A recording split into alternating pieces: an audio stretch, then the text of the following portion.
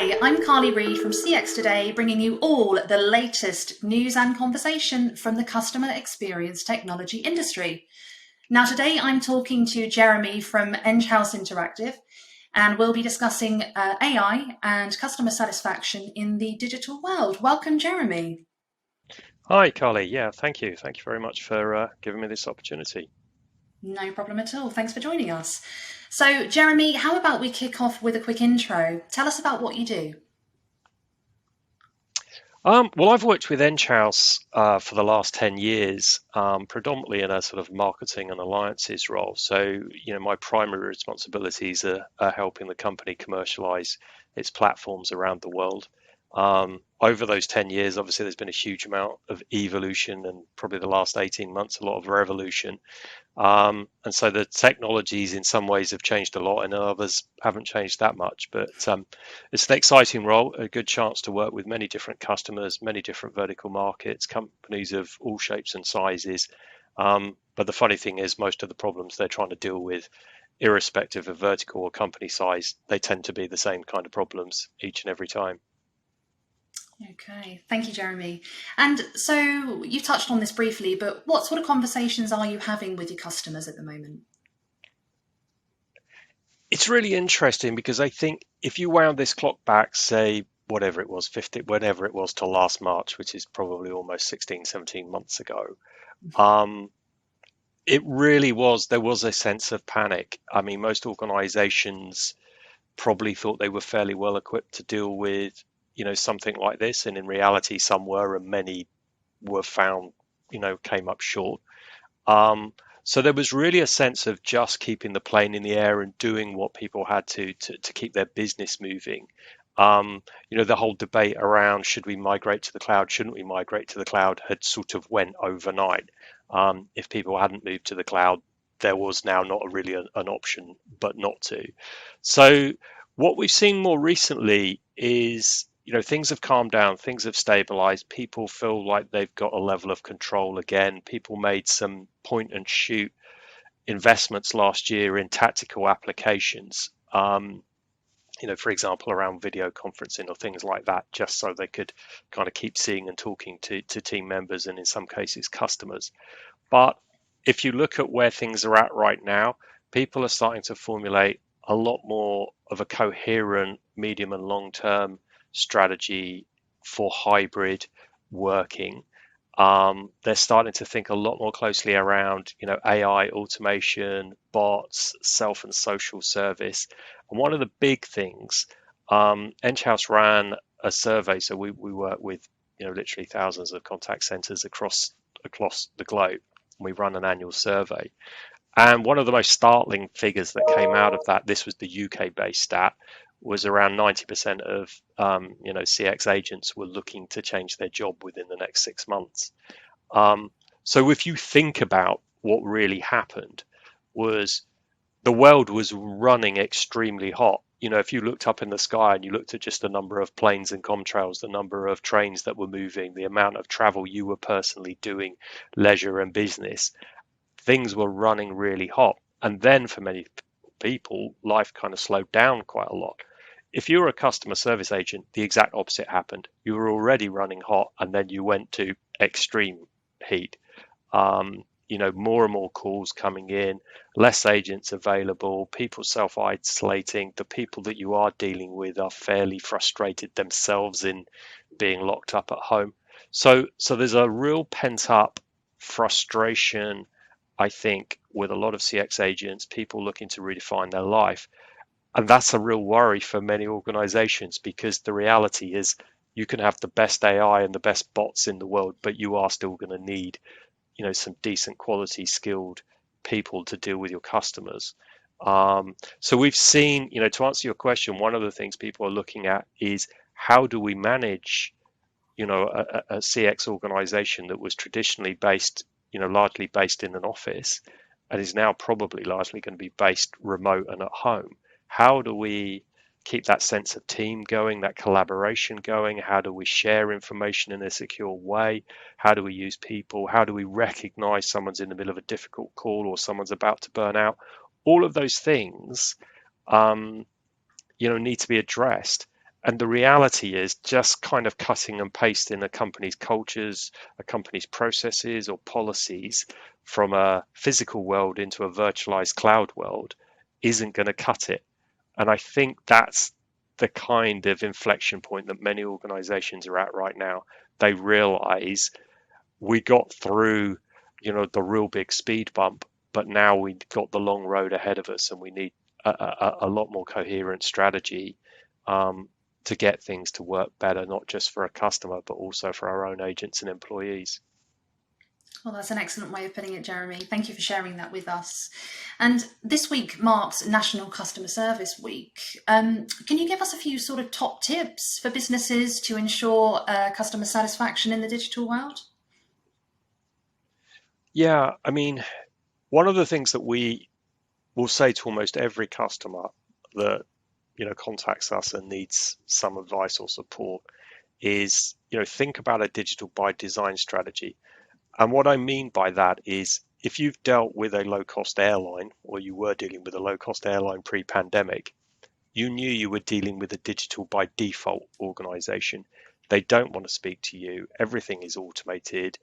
Everything is look it up yourself because that's how they've got the price low. But for most organizations, that isn't going to work. For some it will, but for most it won't.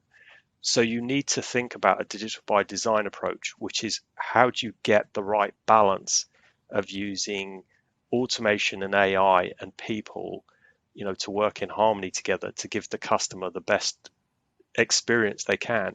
And if you think about what most customers are looking for, we're all customers and we all want basically the same thing, which is we want to invest the least amount of time, the least amount of effort, and get the maximum return. So if you think about most people when they have a problem, the first thing they do is type that problem into YouTube or Google and see if there's a quick and easy answer, because nobody wants to sit in a contact center queue. So we would say to people, think about a digital by design approach, think about your customer journeys, and typically for most organizations, a Pareto rule applies. 20% of the customer journeys that you have will drive 80% of your revenue. 20% of the customer journeys you have will drive 80% of your cost, and 20% of your customer journeys will drive most of the regulatory risk or compliance issues that you might have. So pick those off first. You can't do everything at once. So think about, those top 5 journeys perhaps. Now, with a blank sheet of paper, don't feel inhibited mentally by what you have and people might leave and we haven't got the budget. Just map out, what does good look like? What does that perfect journey look like for most of your customers following those key journeys?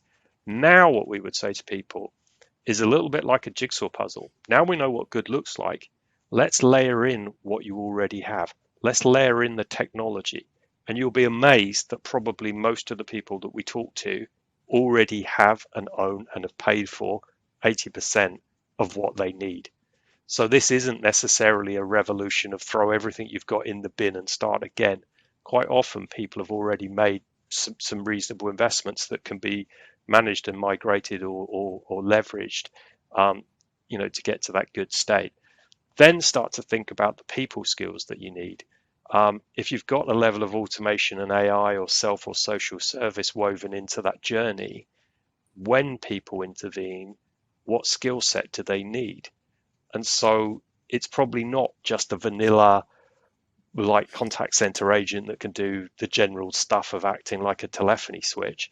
You need people with quite specialized skills, because the easy stuff, the routine stuff, can be handled, by a bot, by self-service, through social service.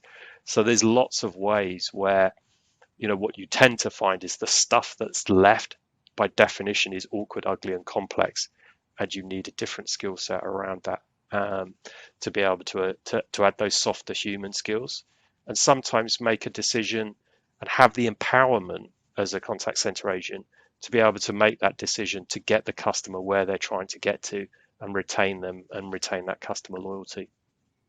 That's fantastic advice, Jeremy. Thank you for sharing that with us. And real-time speech analytics is very much on the up. And I think my question to you is, why do you think it's so crucial for organisations to adopt this? I think one of the one of the areas, and you're right, it is a technology that's on the up, and we've seen significant interest in that capability in the last 12 months. One of the, when we went back to the start and we talked about 90% of agents wanting to leave, if you were a team supervisor in a contact center 18 months ago, you may have been sat on a shared desk with maybe 10, 12 other people, but you could hear your colleague, the language they were using. You could read the body language, and you could sense, hey, one of my colleagues is in deep here. I'm going to jump into this call and listen in, because Carly's a new agent and she sounds like she's in a pretty stressful call right now. As her supervisor, I should jump in and listen, and if things get out of hand, I'll intervene and take over the call. That's really, really hard to do when everyone's sat in their bedroom, because I can't see Carly anymore. I can't hear Carly's call. I don't have a trigger or a red flag to say whether you're in a great call or a bad call.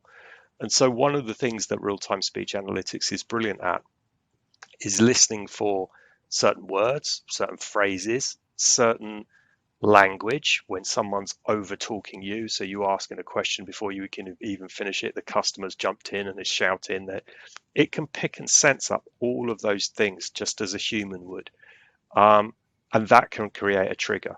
And that trigger could be, hey, the supervisor needs to jump in and listen to this call, and assist. So it's not the only area that we see RTSA used.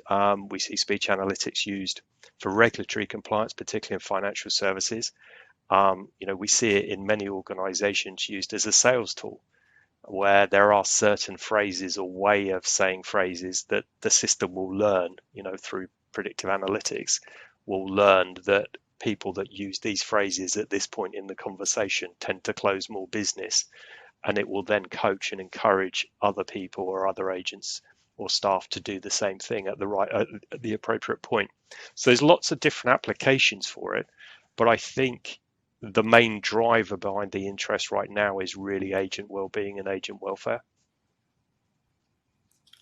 Great stuff. Well, Jeremy, I've really enjoyed speaking to you today, so thank you so much for joining me. It's my pleasure. Thank you for the opportunity.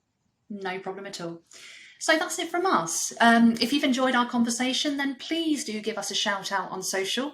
And if you're a CX fan and want to see more like this, then you can subscribe to our weekly newsletter at cxtoday.com. I'm Carly Reid from CX Today. Thanks for watching.